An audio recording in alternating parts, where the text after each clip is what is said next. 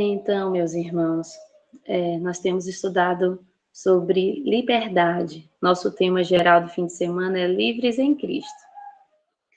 E alguns assuntos, às vezes, se tornam mais complexos para a gente entender, quando são assuntos mais teóricos. Mas eu gostaria de dizer que essa mensagem é uma mensagem que tem falado muito ao meu coração e tem me ajudado muito na minha vida prática. E quando eu enxerguei essa mensagem em minha vida, quando eu consegui identificar ela na minha própria experiência, que esse é o meu desejo que aconteça com vocês, ela me trouxe liberdade, liberdade em Cristo. Eu vou novamente compartilhar minha tela.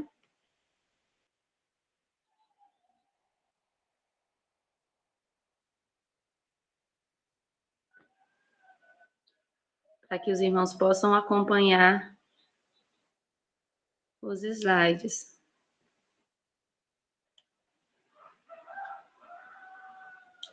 Tá tudo ok aí, irmãos? Estão conseguindo visualizar? Alguém dá um ok Sim. por áudio?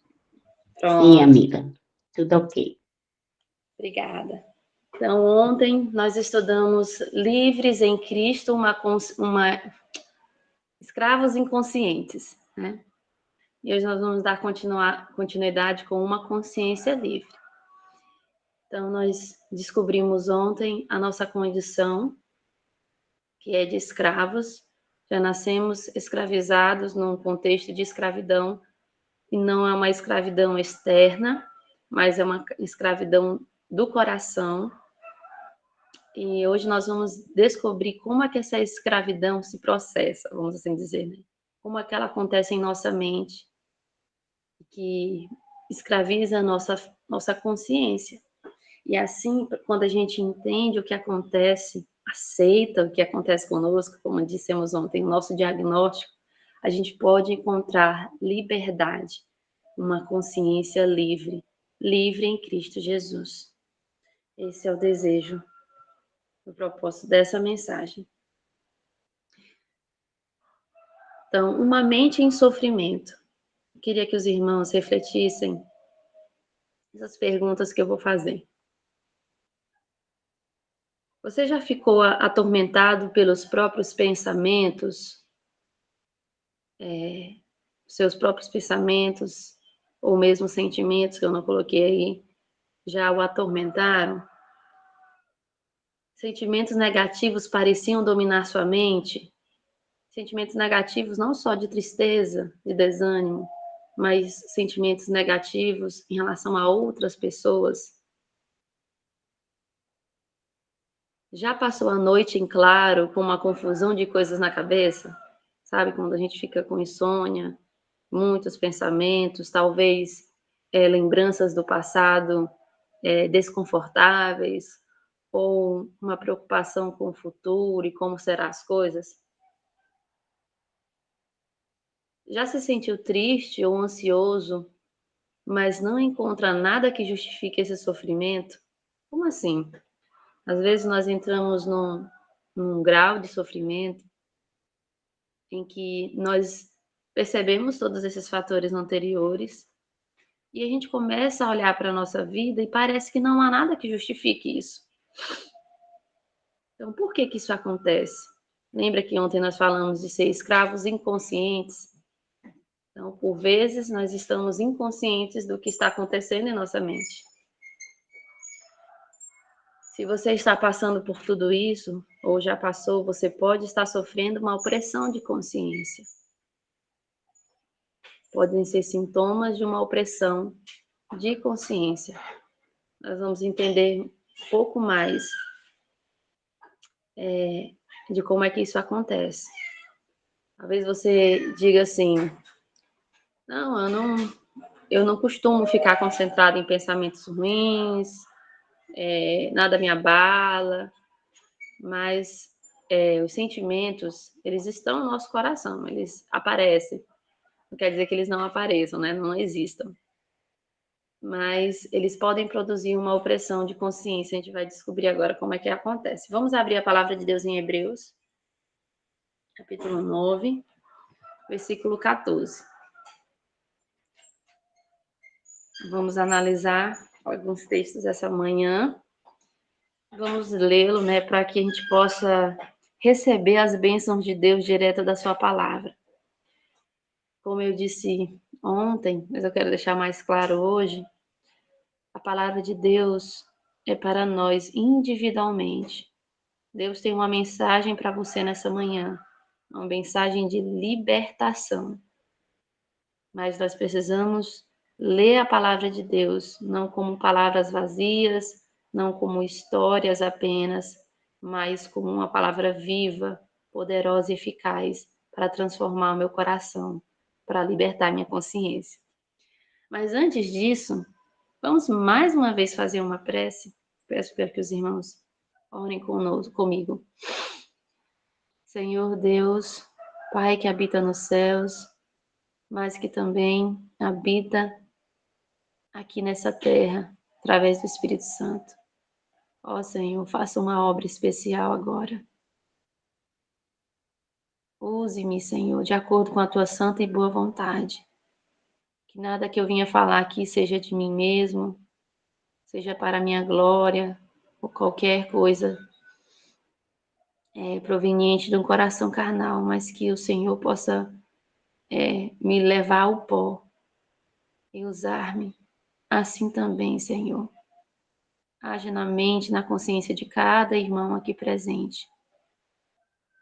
Que o Senhor possa trazer libertação, assim como está prometida a sua palavra, às nossas mentes, para que nada exterior possa nos escravizar, porque nós encontramos liberdade em Ti. Por favor, ilumina nosso entendimento, é o que eu te peço em nome de Jesus. Amém. Então agora podemos ler Hebreus 9,14 diz assim: quanto mais o sangue de Cristo, que pelo Espírito Eterno se ofereceu a si mesmo, imaculado a Deus, purificará as vossas consciências das obras mortas, para servirdes ao Deus vivo? Irmãos, o que são obras mortas?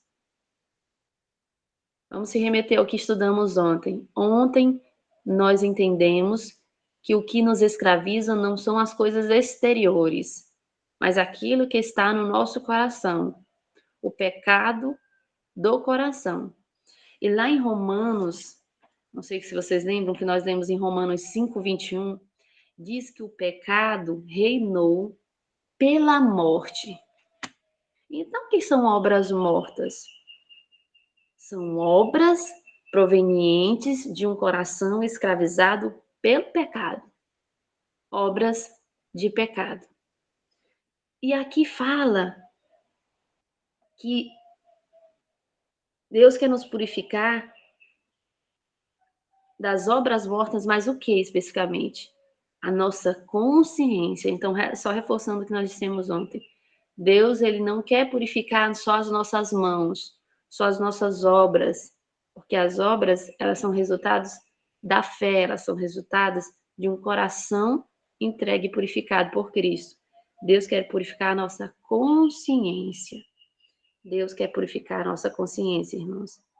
E como que ele quer purificar? Qual é o meio de purificar? O texto deixa claro, através do sangue de Cristo Jesus. É uma única forma, é o único instrumento que Deus usa para purificar nossa consciência. É o sangue de Cristo. Nós vamos, mais uma vez, reforçar que não há nada que possamos fazer para purificar a nossa consciência. Porque pode o etíope mudar sua pele? Pode o leopardo tirar suas manchas? Não. Então, não há nada de obras exteriores que purificam a minha consciência, a não ser o sangue de Cristo. Por quê? Se as minhas obras são mortas, quanto mais eu tentar fazer por minhas próprias obras, mais eu vou ser escrava do pecado. Ontem nós vimos um pouco disso. E nós vamos entender melhor como que isso acontece na nossa mente. Então, por que purificar a consciência? Porque a nossa consciência, a irmã White fala, inclusive em Mente, Caráter e Personalidade, que a nossa consciência é o nosso guia. A consciência é um guia. Mas se aqui diz que Deus quer purificar a consciência das obras mortas, é porque a nossa consciência está contaminada, como nós vimos ontem. A nossa consciência está escrava, ela está submetida ao pecado, à nossa natureza carnal. Então, por que purificar a consciência? Porque nós todos, como vimos ontem, estamos nesta condição, contaminados pelo pecado. Essas obras aqui que o texto fala não só são obras externas, mas é a obra de um coração pecaminoso, que ele contamina a nossa consciência. Então, por que purificar a consciência? Porque ela é nosso guia.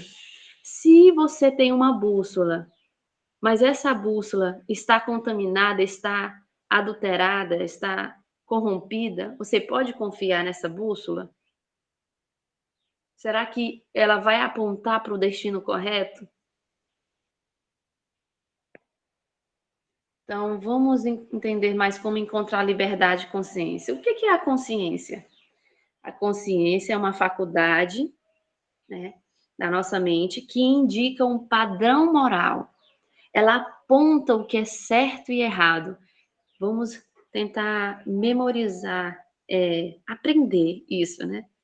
A faculdade, ela apenas nos aponta, a consciência, desculpa. A consciência apenas nos aponta o que é certo e o que é errado. Ela diz, em toda e qualquer circunstância da nossa vida, olha, Michele, isso é certo. Olha, não, isso é errado. Ela apenas nos indica. Ela é um guia. Ela não faz mais nada além disso. Ela apenas nos aponta o que é certo e o que é errado. E o que é uma consciência esclarecida? Ou, em outras palavras, o que é uma consciência livre, liberta? Uma pessoa que tem liberdade de consciência, ela tem uma consciência esclarecida. Será que uma consciência esclarecida, livre, é aquela apenas que tem luz? Ela tem entendimento? Ela sabe o que é certo e o que é errado? Vamos lá, uma consciência livre, uma consciência esclarecida, é uma consciência guiada por Cristo. Porque Cristo é a luz, Ele é a verdade, como nós lemos ontem e vamos ler hoje, mais à frente. Ele é a verdade que liberta. Então, a consciência esclarecida é uma consciência guiada por Cristo. E aí eu coloquei, é uma consciência em conformidade com a palavra de Deus, e não mais pelo pecado. Então, como vimos ontem, todos nós estamos escravos. Então, sem Cristo, nós não estamos em conformidade com a palavra de Deus. Como nós lemos ontem Paulo explicando isso. O bem que eu quero fazer, esse eu não faço. Então, nós não estamos em conformidade sem Cristo, mas com Cristo há liberdade. Então, eu faço algumas perguntas para a nossa reflexão. Então, para ser liberto do pecado, basta eu saber o que é certo e errado? Será que é suficiente? Sabe, quem tem filhos, ou quem já passou por essa fase de ter filhos pequenos, sabe o quanto é difícil a educação, né? E muitas vezes a gente diz para o filho, olha, não faça isso. A gente explica por que não deve fazer isso. E a gente percebe que o filho entendeu. Mas mesmo assim, ele, por vezes, e via de regra, a maioria das vezes, ele vai errar de novo naquilo. Porque não basta ele só saber que aquilo é certo ou que é errado. Precisa de algo a mais. E esse algo a mais que nós vamos entender aqui. Ou basta eu tentar obedecer à minha consciência? Então, a consciência é o guia, então basta eu seguir o guia da consciência. Será que posso confiar na minha própria consciência como guia? Então, vamos descobrir isso. E nós vamos entender bem isso compreendendo o funcionamento mental.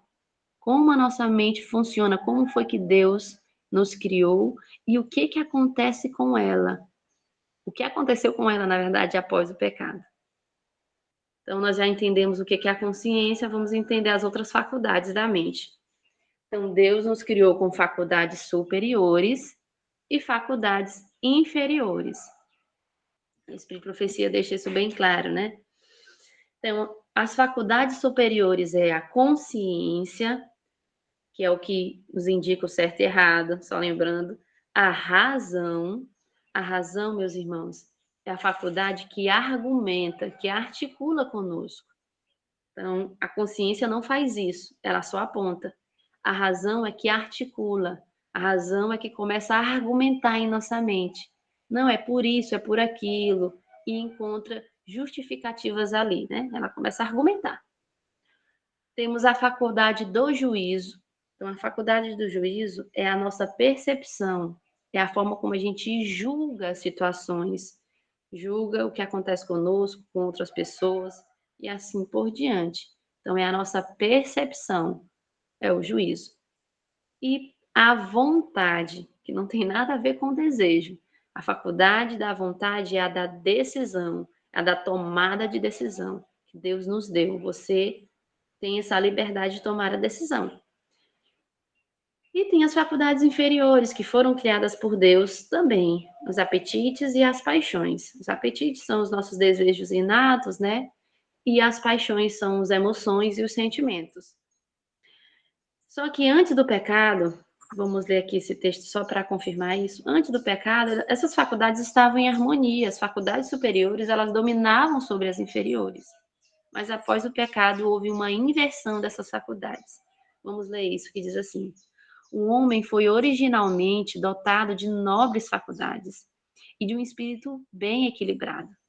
Era um ser perfeito e estava em harmonia com Deus. Seus pensamentos eram puros, santos os seus intentos. Mas, pela desobediência, suas faculdades foram pervertidas. Lembra que estudamos ontem? Estamos todos escravos, então todos nós já temos uma faculdade pervertida. E aí o que que ela fala aqui? E o egoísmo tomou o lugar do amor. Sua natureza tornou-se tão enfraquecida pela transgressão que lhe era impossível em sua própria força resistir ao poder do mal. Então, fez-se cativo de Satanás. E assim teria permanecido para sempre se Deus não tivesse intervido de modo especial. Então, essa é a condição. Por que que nós somos escravos? Nós somos escravos de quê, né? Do pecado.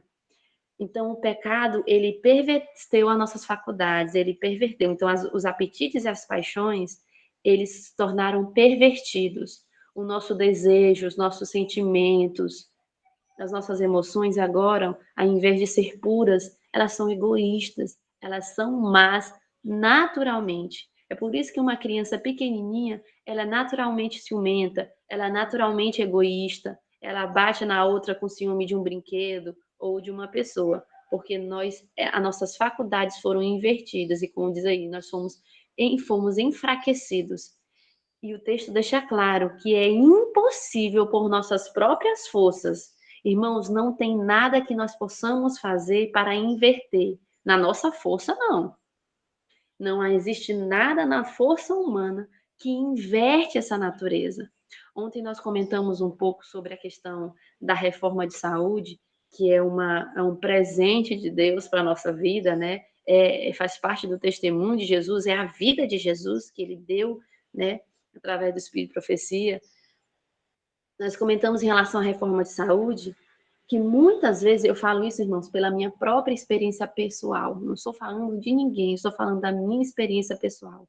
E que muitas vezes a gente pensa que a reforma de saúde, ela vai nos trazer, ela vai inverter essas faculdades, ela nos vai dar algum poder moral. Não vai nos dar poder moral. Ela proporciona saúde mental. Mas, vamos lá, se nós estamos dominados pelas faculdades inferiores, não pode muito bem o inimigo permitir que eu faça uma mudança alimentar, né, no meu estilo de vida, nessa área da saúde, para que as faculdades inferiores dominem mais ainda? Como assim? Por que que os satanistas, eles são indicados serem vegetarianos, veganos? Os espíritas, por quê? Porque a mente fica mais limpa para pecar. Porque a mente fica limpa, mas as faculdades inferiores continuam dominando. Então, muitas vezes a gente olha apenas para um aspecto. Eu controlo meu apetite, eu tenho disciplina para comer, eu tenho disciplina para dormir, eu tenho disciplina em tudo isso. Mas as minhas paixões continuam sendo egoístas, eu continuo sendo dominado pelo orgulho, pela vaidade e assim por diante. Então, nada que nós fazemos faz essa inversão, a não ser como a gente leu no primeiro texto, o sangue de Cristo, a justiça de Cristo, apenas Ele pode fazer essa inversão. E eu queria refletir um pouco mais sobre as faculdades superiores, para que nós entendamos. Porque você pode dizer assim, não, basta eu saber o que é certo e errado, e eu escolher o certo. Não é verdade, irmãos? Mas se as minhas faculdades superiores, inclusive a vontade, estão submetidas às paixões, né? Será que eu vou conseguir de fato escolher? Eu tenho visto, aconteceu comigo, e eu tenho visto na vida de várias pessoas que me procuram esse momento de guerra, esse momento de um impasse. Elas sabem o que é correto, sabem que tem que tomar aquela decisão, mas elas não conseguem tomar uma decisão correta. Quando elas se percebem, elas tomaram uma decisão equivocada. Por quê, irmãos? Porque a nossa vontade está enfraquecida. A gente não tem uma liberdade de escolha fora de Cristo. Quando a gente começa a confiar na nossa própria consciência, na nossa própria razão e juízo, sem Cristo, nós vamos inevitavelmente falhar. Nós vamos inevitavelmente cair. Por quê? Muitas vezes a gente diz assim, não, eu só tomo uma decisão pensando bem. Eu não tomo uma decisão só nas emoções. Só que aí a gente se engana, irmãos. Por quê? Porque se nossa razão está submetida aos apetites e paixões, o que vai acontecer? A razão, ela vai ser apenas um instrumento das minhas paixões. Então, eu vou começar a argumentar a favor do meu egoísmo. Eu vou começar a argumentar a favor do meu orgulho, da minha vaidade. E isso vai produzir um engano. Por quê? Porque eu vou dizer assim, por exemplo, irmãos, não, eu estou fazendo isso aqui, é porque eu quero bem, por exemplo, eu vou dar um exemplo. Eu vou falar uma coisa para uma pessoa, eu vou advertir aquela pessoa, eu preciso falar isso e tal, e aí eu começo a argumentar, eu preciso falar isso por isso e por isso, e aí você diz assim, não, é porque eu quero o bem daquela pessoa. Mas aí eu começo a usar palavras ofensivas, eu começo a humilhar essa pessoa, eu começo a falar de uma forma sem amor, sem mansidão, sem humildade.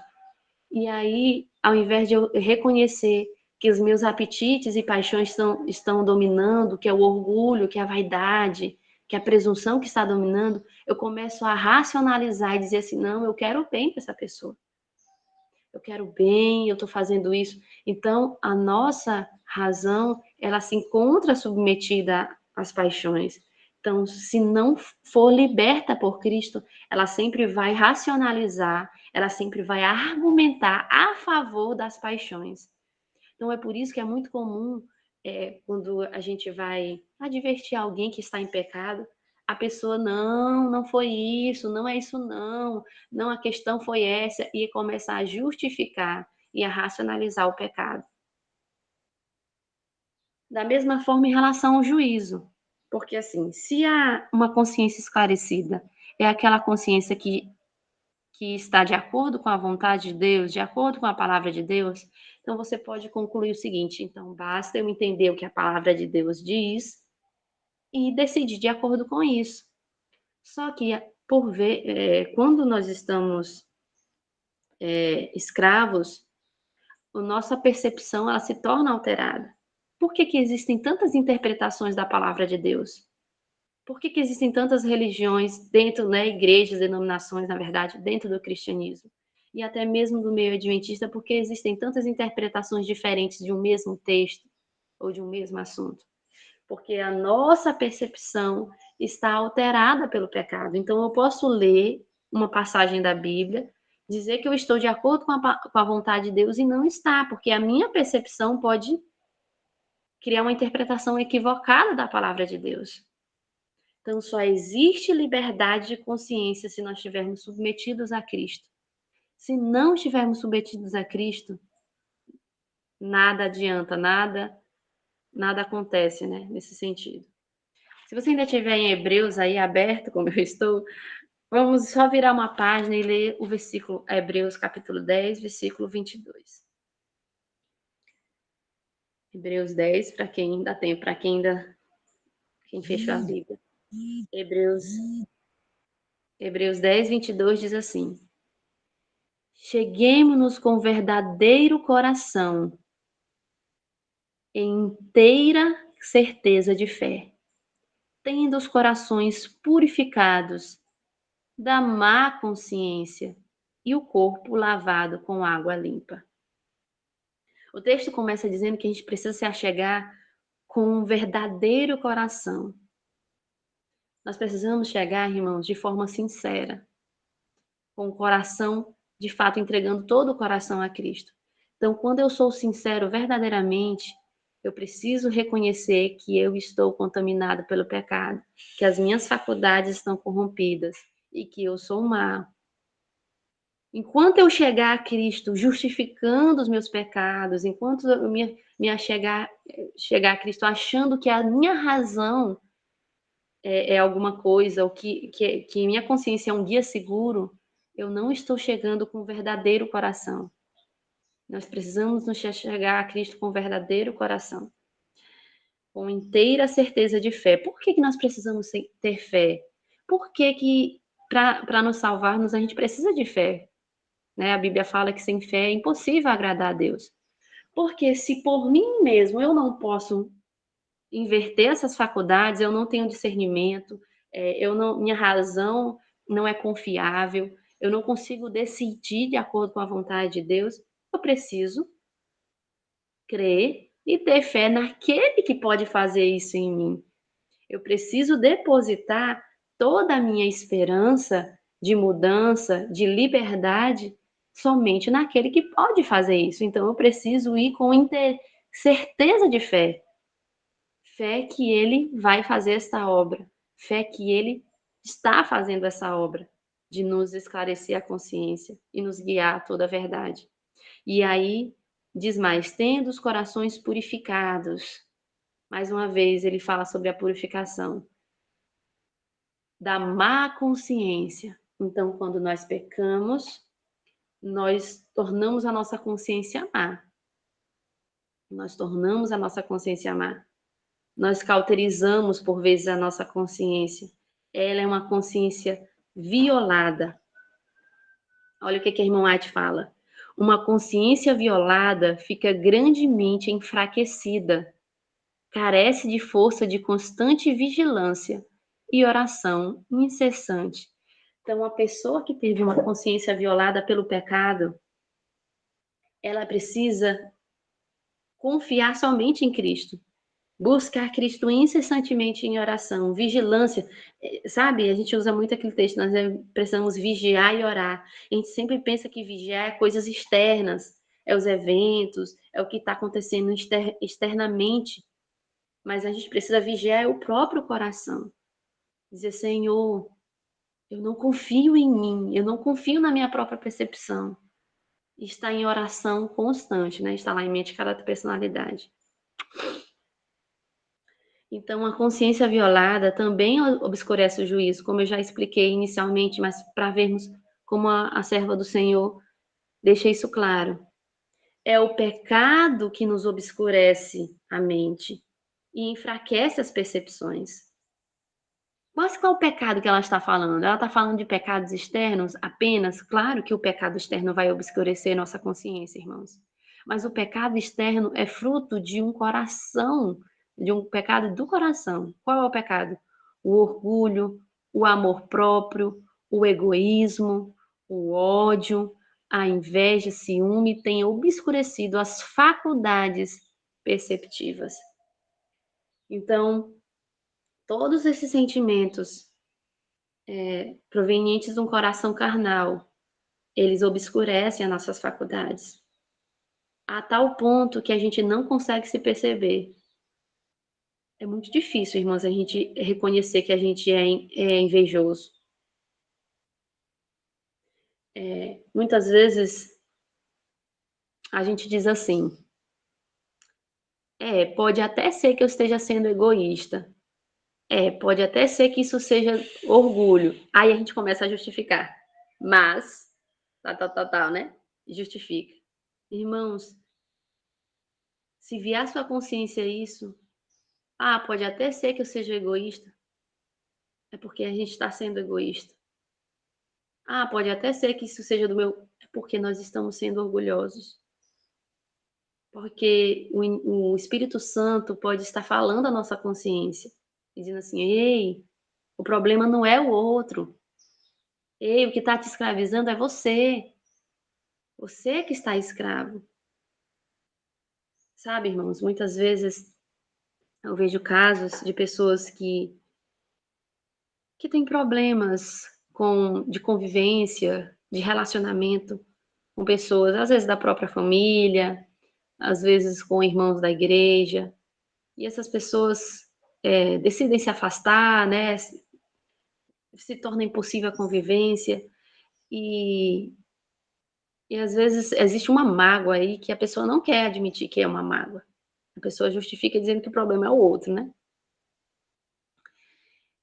E ao analisar a história, né, então por isso que a terapia é importante, porque a pessoa vai falando e vai contando a história de como é que aquilo aconteceu.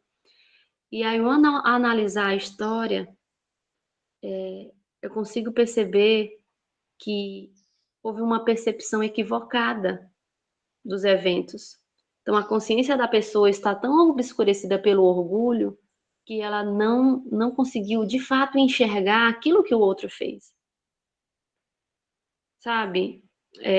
Eu vou dar um exemplo que eu escutei numa palestra recentemente, que é bem comum isso acontecer, né? Então, fala de a história de a palestra da Barbara O'Neill, se eu não me engano. E ela falando que existia uma pessoa que tinha mágoa da mãe. E essa pessoa estava em sofrimento, não conseguia conviver com a mãe por conta disso. E aí ela foi no terapeuta, se eu não me engano, ou foi com a própria Bárbara, não lembro. E ela contou assim, olha, ela conseguiu entender por que ela tinha mágoa da mãe, esse afastamento da mãe. Ela disse assim, não, é porque meu pai morreu quando eu era criança e minha mãe não chorou. Eu amava meu pai era tudo para mim, era um exemplo e tal, né? Tinha autoestima, o pai. E ela disse assim, minha mãe não chorou, então minha mãe não gostava do meu pai.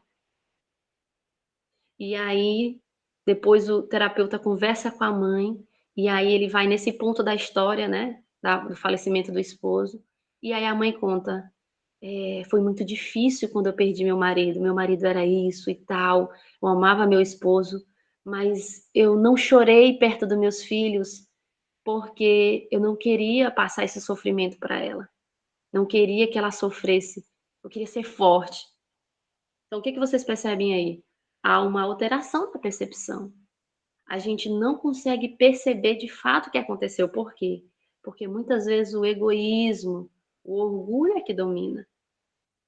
O ciúme, todos esses sentimentos pecaminosos que dominam. E isso acontece constantemente se a gente não reconhecer, meus irmãos, que esses sentimentos pecaminosos dominam o nosso coração e entregá-los a Cristo. Vez após vez, vai sempre haver desentendimento e discórdia entre familiares e irmãos, porque a nossa percepção, a nossa razão está obscurecida. Será que posso estar em pecado, mas não perceber isso? O pecado do coração, irmãos, que eu pergunto. Será que minha consciência má tem me enganado? Então, vamos entender agora, vamos ver aqui exemplos de consciência má, para que os irmãos consigam entender e talvez possa se aplicar à sua vida. Uma consciência culpada. Quando nós caímos em pecado, irmãos, a culpa vem. E a culpa tem uma função. A culpa tem uma função de levar-nos a gente chegar à conclusão que nós chegamos ontem. Eu sou escravo. Eu preciso de ajuda. Eu me encontro numa condição que nada que eu faço. Lembra que a gente comentou ontem que o escravo ele não tem condição de se autolibertar? Eu estou numa condição deplorável, como Paulo disse, miserável homem que sou. Então, a culpa tem uma função. Assim como uma doença, antes de lermos, deixa eu comentar mais isso. Assim como uma doença, quando você tem um diagnóstico, a doença, os sintomas, ela tem uma função de nos fazer refletir. Aonde eu estou errando? O que eu estou percebendo errado na minha vida, né? Que está trazendo essa doença. Então, os sintomas e a dor, ela tem uma função. Se não existe dor, tem algumas doenças que são assintomáticas, é muito difícil, porque quando você descobre já está avançado, né? Então, assim como o sintoma, a doença, ela tem uma função, a culpa também tem. Mas, o que acontece com uma consciência culpada? Quando o pecado luta pelo predomínio no coração, quando a culpa oprime a alma e sobrecarrega a consciência, quando a incredulidade obscurece a mente, lembrai-vos de que a graça de Cristo é suficiente para subjugar o pecado e banir a escuridão. Entrando em comunhão com o Salvador, penetramos na região da paz. Vamos comentar a primeira parte do texto. O pecado, irmãos, ele oprime a nossa consciência. E eu queria que refletíssemos uma pergunta. Quando nós cometemos um pecado, a gente não fica se esquivando de Deus? Qual é a nossa, o que passa em nossa mente? Qual é a nossa pensamento sobre Deus quando a gente cai em pecado? A gente não fica com vergonha? A gente, às vezes, tem dificuldade de ir a Cristo e pedir perdão? Por quê? Porque o pecado está sobrecarregando, está oprimindo a nossa consciência. E o interessante dela falar sobre incredulidade é porque quando nós caímos em pecado, que vem aquela culpa massacrando, olha, você fez isso de novo, você caiu nesse mesmo pecado. A gente se afasta o nosso olhar de Cristo. E isso nos leva à incredulidade. Ao invés de nós confiarmos que Cristo nos perdoa e nos purifica de todo pecado, a gente começa a volver nosso olhar para nós mesmos, para a nossa dor, para a nossa própria justiça, para nos justificar, para racionalizar o pecado. Mas o que ela está falando? Lembrai-vos da graça de Cristo. Ela é suficiente para banir a escuridão. E o interessante, irmãos, é que quando nós estamos em Cristo, em comunhão com o Salvador, tá até errado aqui, escrevi errado, Salvador, nós penetramos na região da paz. Uma consciência culpada não tem paz. Você quer saber se você está sendo oprimido pela própria consciência? Se pergunte a si mesmo: eu tenho encontrado paz?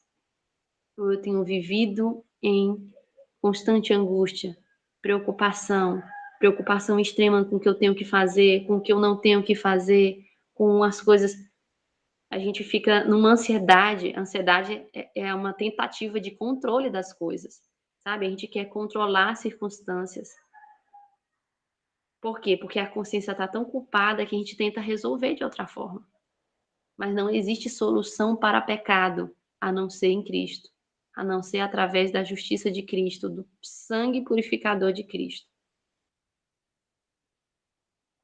Então, uma consciência assim. Mais uma pergunta. Você tem certeza que Deus pode te perdoar e purificar de todo o pecado? Você crê nisso, que Deus pode te perdoar e purificar? Ou muitas vezes você tem vivido com uma consciência oprimida, que o inimigo vem e te acusa constantemente do teu pecado? Tem tantas pessoas que têm anos sendo oprimido por um pecado, por um mesmo pecado, às vezes por um pecado do passado. Que o inimigo vem, olha, mas você pecou.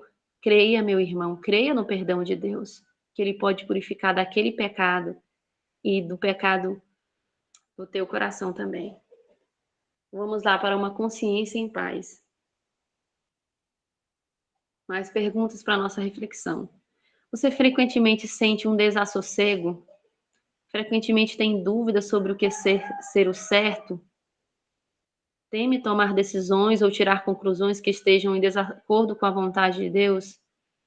Sabe, muitas vezes a gente fica assim: não, será que é esse o certo eu fazer? Então vou trazer um exemplo aqui. Será que eu devo comprar ou não essa propriedade? Será que aqui é o lugar ou não de morar no campo?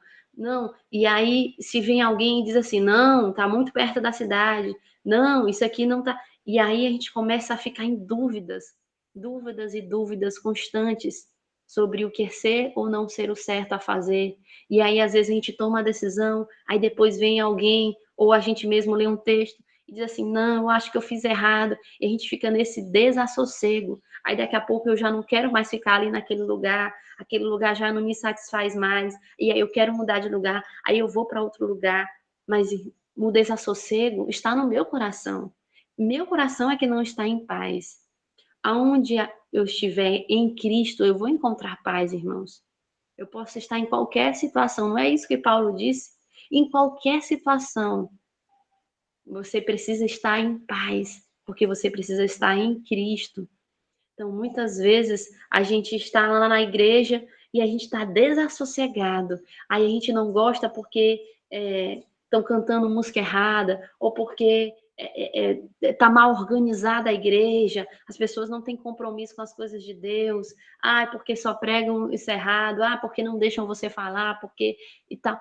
E aí você, num desassossego, você sai dali e vai para uma outra igreja. E aí quando chega ali, você vai se deparar com os mesmos problemas. Mas onde é que está o problema? Está nas outras pessoas? Ou está numa consciência oprimida? Ou está no próprio coração? Então, irmãos, a gente precisa estar em Cristo para encontrar paz e liberdade de consciência. Olha o que o Espírito de Profecia fala. Quando a verdade atua apenas sobre a consciência, ela cria muito desassossego. Então, não basta apenas eu saber o que é o certo, porque saber o que é o certo só vai me criar desassossego. Por quê? Porque eu vou ficar tentando o tempo inteiro, pelas minhas forças, pelas minhas próprias forças, fazer o que é o certo, ou garantir que seja feito o certo. Sabe, quando a gente está na igreja, a gente quer que os outros façam tudo o que é certo. É o certo. Não, uma música sacra é o certo. Mas eu fico nesse desassossego, porque eu penso que é a minha responsabilidade fazer isso. Mas olha o que ela diz. Só cria desassossego. Cria desassossego no próprio coração, porque você nunca vai conseguir garantir. Você não consegue garantir nem que você mesmo obedeça, quanto mais os outros, né? Mas olha o que ela diz. O que tem que acontecer para a gente ter paz? Mas quando a verdade é convidada para adentrar o coração, o ser todo é levado em cativeiro a Jesus Cristo. O ser todo. Que ser todo? Consciência, razão, juízo, vontade. Aí só assim eu vou poder escolher de fato apetites e paixões. O ser todo deve ser entregue em cativeiro a Cristo Jesus. Nós precisamos entregar todo o ser a Cristo. Vamos mais alguns exemplos de consciência má para a gente finalizar a nossa mensagem. Então vamos lá. Quando o pecado embota as percepções morais, a gente já viu isso, né, que o pecado embota, o transgressor já não discerne os defeitos de seu caráter, nem reconhece a enormidade do mal que cometeu, a menos que se renda ao poder persuasivo do Espírito Santo. Permanece em parcial cegueira quanto aos seus pecados. Suas confissões não são sinceras e ferventes. A cada reconhecimento de seu pecado, acrescenta o quê? Eu já expliquei. Acrescenta uma desculpa em justificação de seu procedimento, declarando que se não fossem certas circunstâncias, não teria praticado este ou aquele ato pelo qual está sendo reprovado. Então a gente começa a direcionar nossos olhos para coisas externas. Não, a culpa foi então dentro do lar. Não, a culpa é do meu esposo, porque o meu esposo, ele é assim assim, ele não é um cristão verdadeiro, ele não é convertido, então ele fala isso para mim, ou ele traz essas coisas para dentro de casa. Não, a culpa e a gente começa a colocar, é da liderança da igreja, a culpa é do irmão fulano de tal, então a culpa é da circunstância. E a gente não consegue. Por isso que não são confissões sinceras, porque a gente não reconhece que o mal está em nós. A gente sempre vai colocar a culpa nos outros. A gente sempre vai olhar só o pecado dos outros, porque as nossas faculdades estão pervertidas, a não ser, como diz aí, que a gente renda ao poder persuasivo do Espírito Santo. A gente vai permanecer em cegueira. Está lá em Caminho a Cristo, né? Mais um exemplo de uma consciência má, uma consciência que se torna cega pelo pecado. Muitas vezes, irmãos, a gente se julga sincero. Não, eu sou uma pessoa sincera, eu só sigo o que está na minha consciência. E muitas vezes, nesse pensamento, a gente pensa assim, a gente tem aquele pensamento fixo, enrijecido, sabe? Como eu disse aí, costuma estar sempre certo sobre o que pensa, a gente não abre nem a possibilidade de estar errada. A gente, não, eu estou certo e acabou. E aí isso, muitas vezes, está baseado no orgulho. E aí eu entro em discussões, eu não escuto o outro, eu não estou disposta a escutar o outro, eu estou disposta a apenas convencer o outro do que eu penso. Então, por que isso acontece? Por conta de um engano que a nossa consciência está cega. Olha o que o Espírito de Profecia fala. Aos que professam servir a Deus, ao mesmo tempo que confiam em seus próprios esforços para obedecer à sua lei e formar um caráter reto e alcançar a salvação.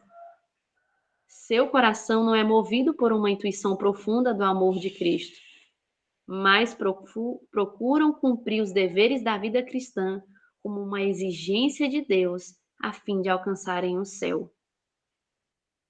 Então, quando nós temos uma consciência oprimida, o que acontece, irmãos? Quando eu estou com a consciência oprimida pelo pecado, vem a culpa. E aí, eu tenho algumas opções, né? Existem alguns comportamentos que são desenvolvidos aí.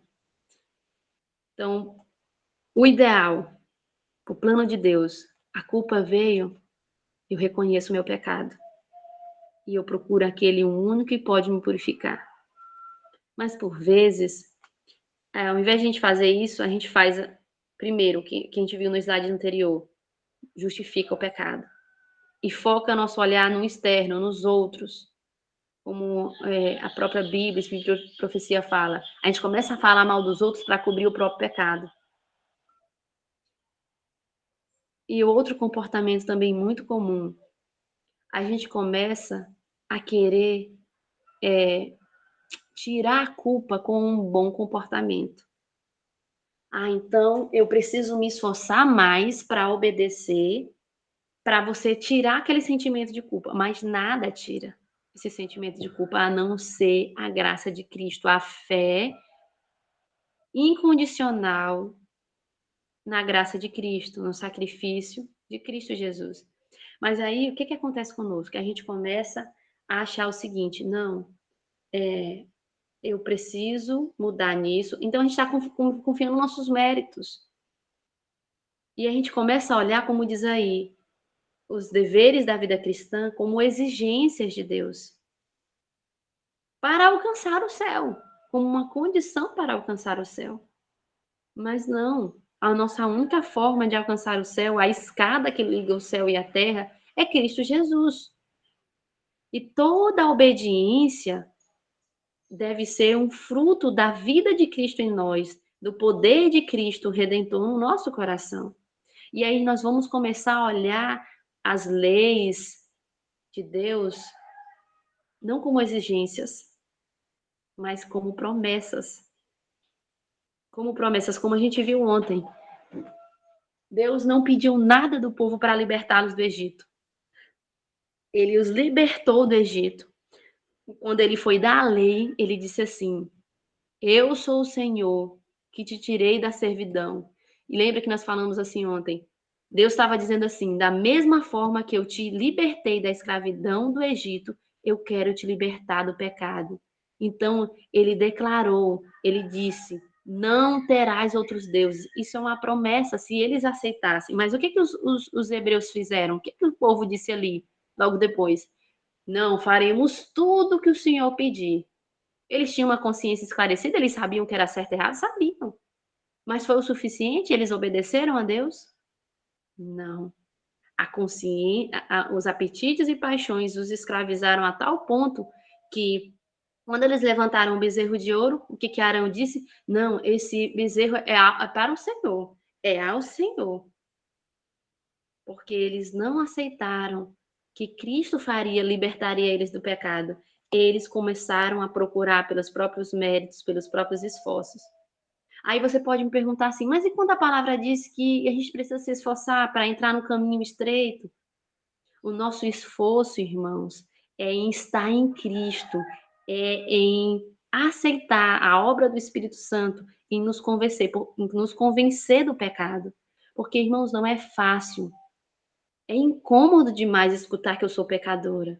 É incômodo demais eu escutar de que tudo aquilo que eu fiz pensando que era o correto, eu estava fazendo baseado nos meus apetites e paixões.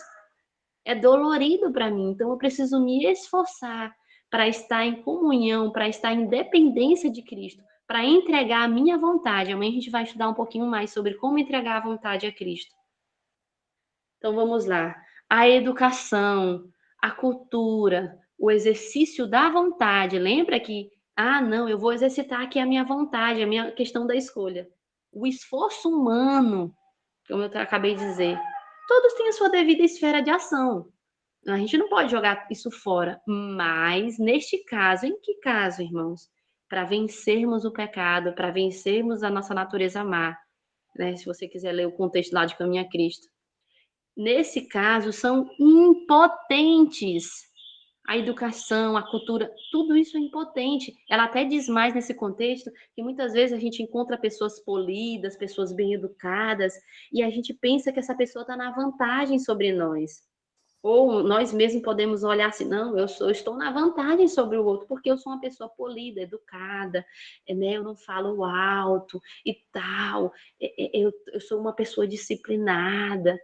Mas tudo isso é impotente. Olha o que ela fala. Poderão levar a um procedimento exteriormente correto, mas não podem mudar o coração.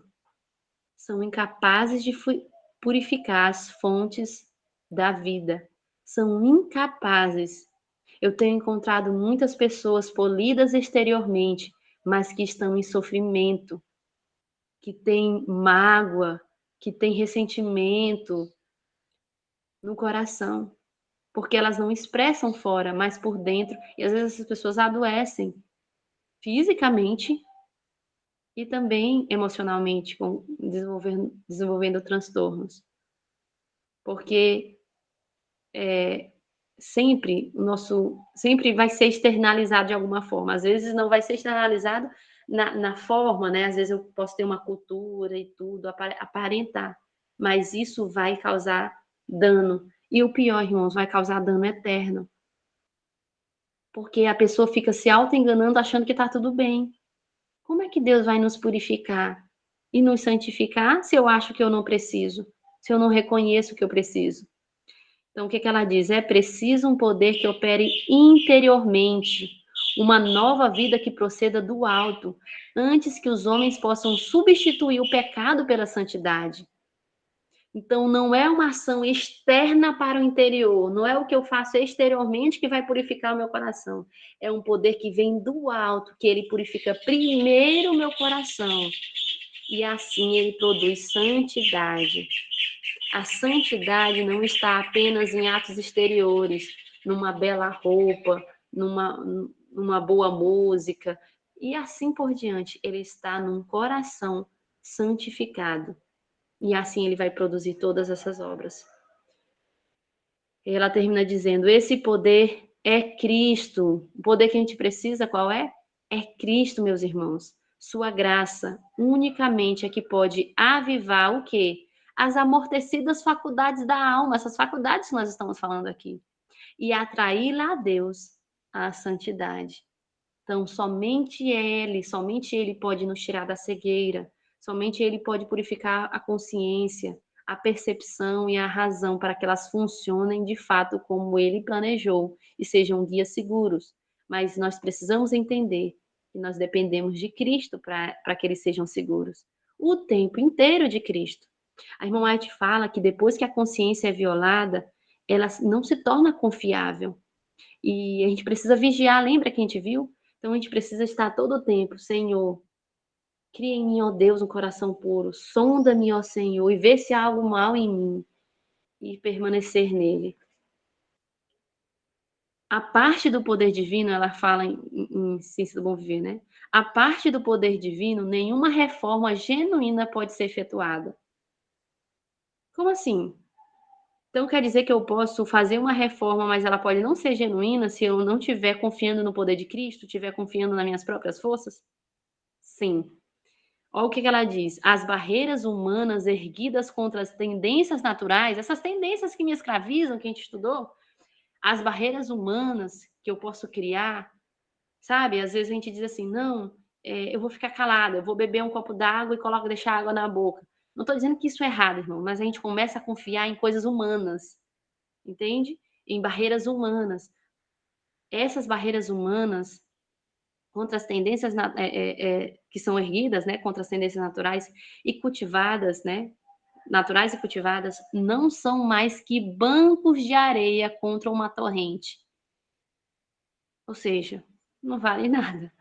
Enquanto a vida de Cristo não se torna um poder vitalizante em nossa vida, não nos é possível resistir às tentações que nos assaltam interiormente e exteriormente.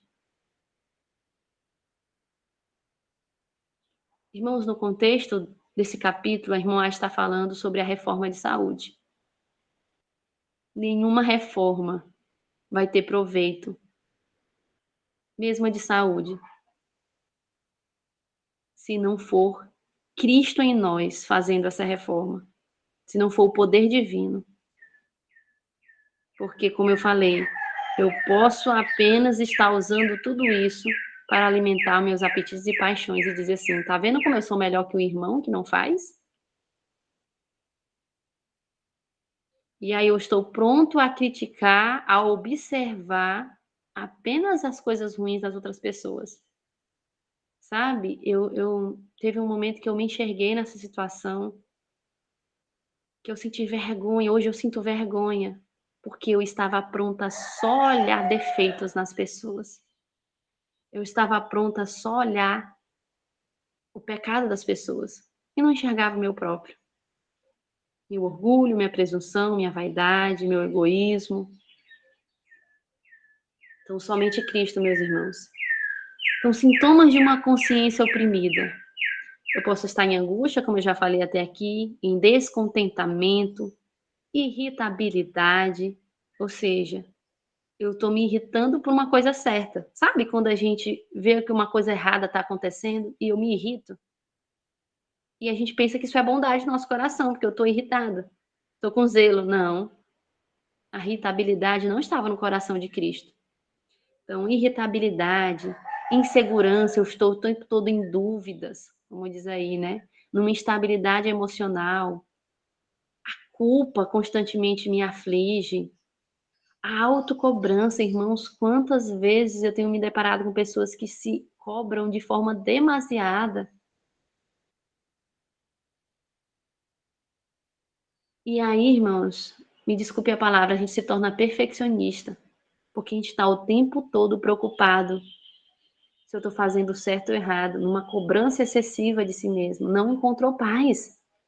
Uma crítica nas outras pessoas, uma crítica demais aos outros, predominância de pensamentos negativos, uma intolerância. Eu não consigo conversar com alguém que pensa diferente de mim. Eu não consigo conviver com alguém que tem um outro tipo de pensamento. Eu sou intolerante. Eu sinto uma gastura. Eu falo isso porque eu sei que é isso. Eu passo por isso. Se eu não estiver em Cristo, irmão, se eu não estiver interligado à videira, todos esses pensamentos, toda a minha natureza carnal é que vai predominar. Então eu me torno intolerante, eu me torno impaciente ao que pensa diferente de mim. Isso são sintomas de uma consciência oprimida. Como encontrar a liberdade, para a gente finalizar? Vamos abrir lá em João. João, capítulo 8. Irmãos, esta é uma promessa. Se apodere dela. Creia nela. João 8:32. Depois nós vamos ler o versículo 36, que diz assim: E conhecereis a verdade, e a verdade vos libertará. Quem é a verdade, irmãos? Quem é a verdade, o caminho, a vida? Cristo Jesus é a verdade. E olha o que ele fala aqui no verso 36. Se, pois, o Filho vos libertar, verdadeiramente sereis livres. Verdadeiramente, irmãos, Cristo não faz uma obra incompleta. Ele liberta a nossa consciência de forma verdadeira. Muitas vezes eu fico presa achando assim, não, eu já estou liberta, eu já sei o que é certo e o que é errado, mas eu continuo oprimida, eu continuo agindo pelos meus apetites e paixões, eu continuo sofrendo com angústia. Ah, não, eu falo ou não falo? Ah, não, se eu falar, eu posso causar discórdia, né? Vamos lá, eu preciso. Vem na tua consciência assim: olha, isso é errado, avisa essa pessoa que isso é errado. E aí você vai falar, mas aí você pensa assim: não, mas se eu falar vai trazer problemas e tal, então eu não vou falar. Aí você não fala. Aí você fica assim: não, mas se eu não falar, eu vou estar sendo covarde, eu posso estar. E o sangue da pessoa vai dar. Você não encontra paz, meu irmão. Você não encontra paz. Porque Cristo não o libertou, mas se você estiver em Cristo, verdadeiramente você será liberto. Cristo quer nos libertar para nos dar a paz, como diz lá em Romanos. Então, como encontrar a liberdade? Como encontrar a paz? Tendo sido, pois, Romanos 5:1, tendo sido, pois, justificados pela fé, temos paz com Deus. Por meio de quem, irmãos? Por nosso Senhor Jesus Cristo. Então, para eu ser liberto, eu preciso de Cristo. E Cristo quer nos justificar para nos dar a paz. E como é que eu sou justificado? O que eu preciso fazer para ser justificado? Eu já entendi, Senhor, é tu que faz a obra em mim, de me santificar. Se for por mim, a minha obra está contaminada, os meus apetites e paixões estão contaminados, então eu preciso de ti, eu preciso que o Senhor habite em mim, que a tua justiça habite em mim. Mas como que eu vou ser justificado? Vamos ler agora Romanos 6 e 7. Sabendo isso, que um homem velho foi com ele crucificado, para que o corpo do pecado seja desfeito, para que não sirvamos mais ao pecado, como éramos escravos, né? Verso 7, porque aquele que está morto está justificado do pecado. Como é que a gente consegue a justificação? Morrendo. Morrendo para o próprio eu, sendo crucificado com Cristo Jesus. Ele vai desfazer, ele é que vai destruir, ele é que vai inverter essas faculdades, e não nós. É assim que nós encontramos liberdade. Olha o que o Espírito de Profecia fala: o corpo tem de ser posto em sujeição. As mais elevadas faculdades do ser devem dominar. As paixões devem ser regidas pela vontade. Essa, por sua vez, acha-se sob a direção de Deus. Não é uma vontade independente de Cristo, meus irmãos. A nossa vontade tem que ser submetida à vontade de Deus, à direção de Deus. A rédea faculdade da razão, santificada pela graça divina, deve ter domínio em nossa vida. Ela deve ter domínio sobre a nossa vida.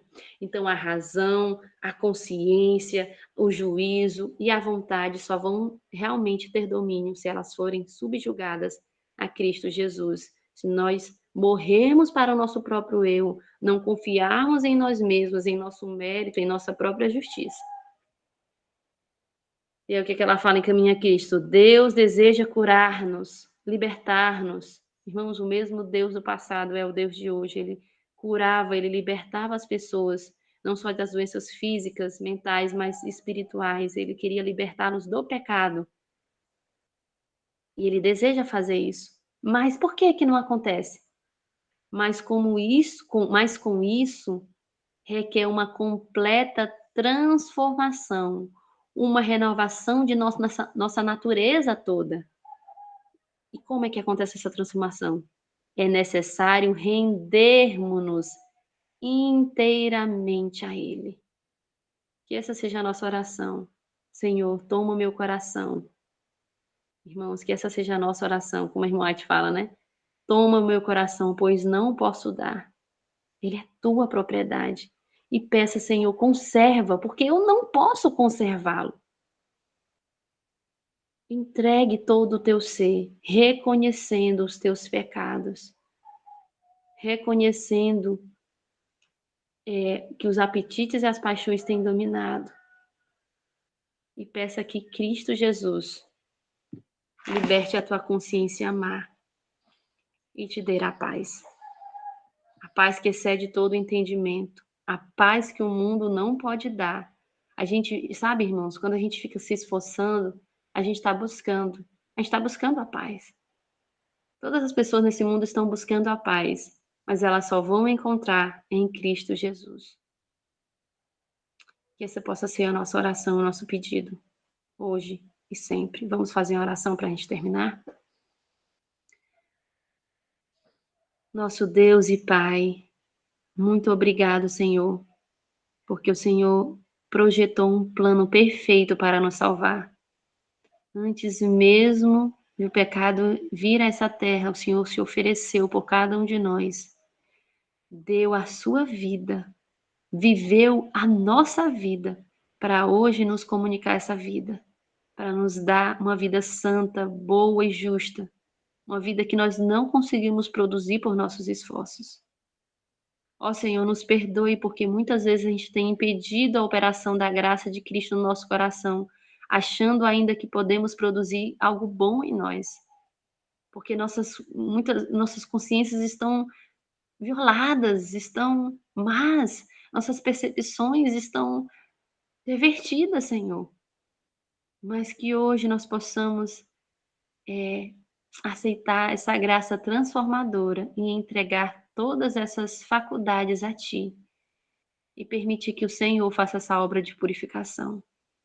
Nos ajude a crer no perdão, nos ajude a crer na Tua graça que ela nos purifica, Senhor.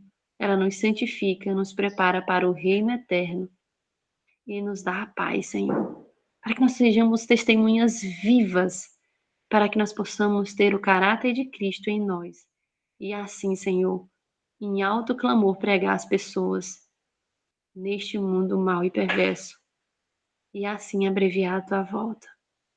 Pedimos tudo isso, gratos e confiantes nos méritos do nosso Senhor, amado Jesus Cristo. Amém. Amém.